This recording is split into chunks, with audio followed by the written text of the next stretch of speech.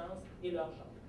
C'est ce qui fait dire à Susan Stryker que le manifeste post-transsexuel de Stone constitue l'énonciation académique de ce que Feinberg cherche par la suite à faire accomplir comme travail avec la catégorie transgenre. Et comme pour ces critiques, passer, c'est précisément synonyme de se fondre dans la masse des hommes et des femmes, ils conçoivent le gender passing comme ayant pour corollaire de rendre invisibles les trans en tant que trans.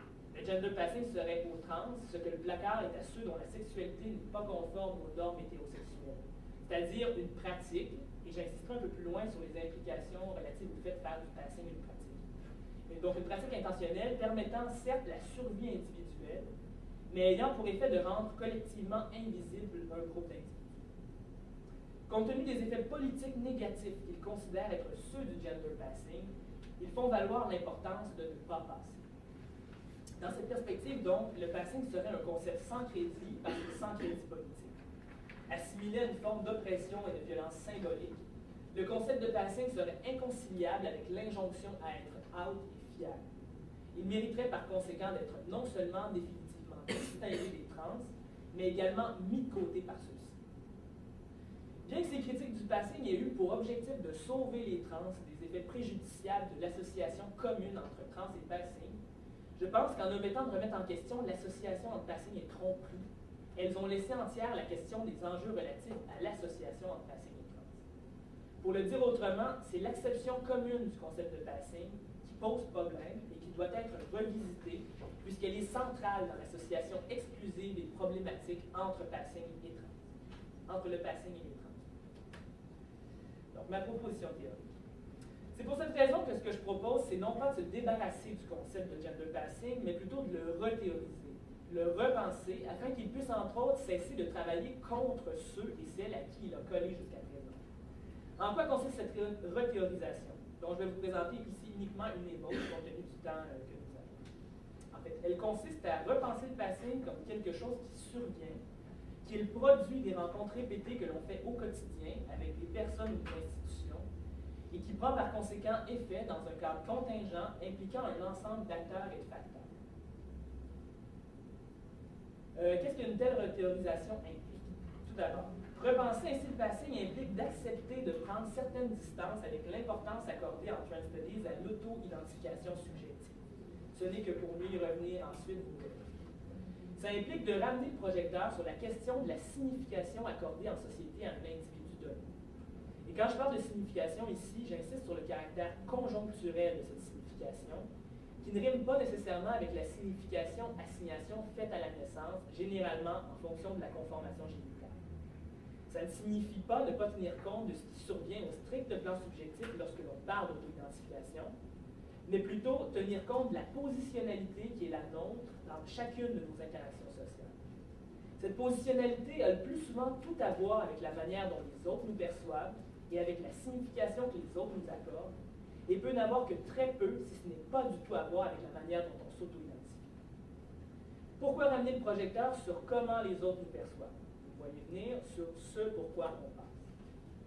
Parce qu'on passe tous pour quelque chose et que dans la plupart de nos interactions sociales, du moins dans nos interactions banales ou quotidiennes, ce pourquoi l'on passe est ce qui a des effets concrets, qui influent sur le traitement qui nous est accordé. Ces effets posent bien évidemment des enjeux particuliers dans les cas où il y a tension et dissonance entre ce pourquoi un individu passe et ce qu'il considère être. Mais pour véritablement tenir compte de ces enjeux, l'on peut décider d'accorder la primauté à l'auto-identification en faisant fi des pratiques d'identification qui président à la plupart de nos interactions sociales. Cette mise à distance critique nécessaire à la rethéorisation du concept de passing nécessite qu'on se pose une autre question et qu'on se demande de quelle trans on parle dans la recherche lorsqu'on parle des trans. La question semble peut-être étrange, mais vous allez comprendre pourquoi je pense qu'elle mérite d'être posée. Parce que l'on fait la plupart du temps de trans une catégorie auto-identitaire incorporée dans des individus particuliers, on en vient à oublier qu'elle peut aussi constituer une catégorie effet du processus d'identification d'un individu par les autres et avoir ainsi autant, sinon parfois davantage d'effets concrets. Je me permets ici la comparaison avec la sexualité. S'auto-identifier comme gay, lesbienne ou bisexuel, c'est une chose.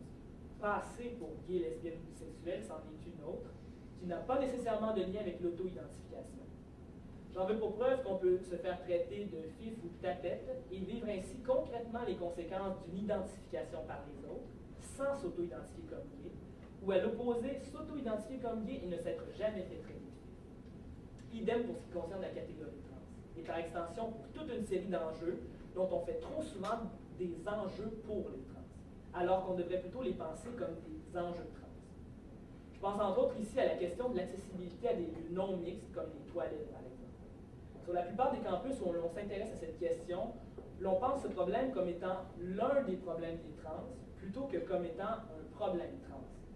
Or, il y a des individus trans qui n'ont aucun problème d'accès à ces lieux parce que personne n'y remet en question la légitimité de leur présence.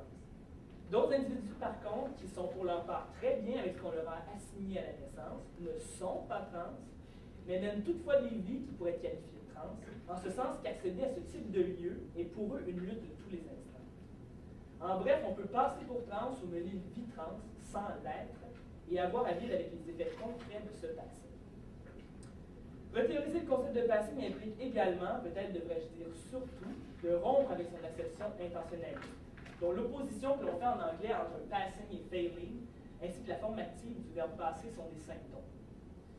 Comme on vit dans un monde où l'on postule qu'un genre donné doit être l'effet naturel et obligé d'un sexe donné, nul doute que tant que le concept de passing portera un sens intentionnaliste, seuls ceux qui désalignent sexe et genre seront considérés comme des individus qui passent, avec les implications que l'on connaît quant aux accusations de mascarade et d'imposture. Dans leur volonté de se débarrasser du concept, les critiques comme Stone et Feinberg ont continué de postuler une association entre passing et intentionnalité. Je pense que dans le maintien de cette association réside l'une des principales limites de leur critique du passing. En enjoignant les trans à ne pas passer, ils font implicitement une équation entre volonté et possibilité. Et il est troublant de constater que cette équation, c'est aussi celle que font ceux qui accusent les trans de déception.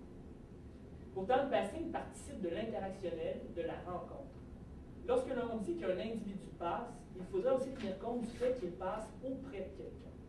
Pour le dire autrement, que quelqu'un le fait passer puisqu'il passe. Le passing participe d'un rapport dynamique qui fait que vouloir passer peut n'avoir rien à voir avec pouvoir passer, tout comme l'inverse peut aussi être vrai. On l'oublie trop souvent à mon avis. Le passing mériterait donc aussi d'être envisagé comme étant quelque chose pouvant être subi. Donc, repenser comme ce qui réfère à ce qui survient au quotidien dans le cadre d'interactions qui problématisent l'acception intentionnaliste que l'on a généralement du passing, ce concept cesse de travailler contre celles et ceux à qui il colle. Pour conclure, j'avance même qu'ainsi repensé, il peut en venir à travailler pour celles-ci et ceux-ci.